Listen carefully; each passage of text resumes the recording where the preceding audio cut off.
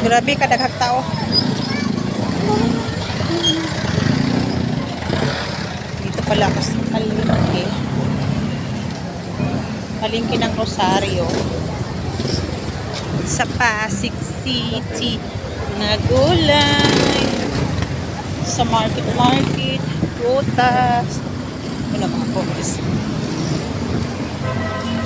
Mga gulay din. Dami mga gulay, oh. Daming tao dito sa palengke. Isda. Oh, dami. Dami isda.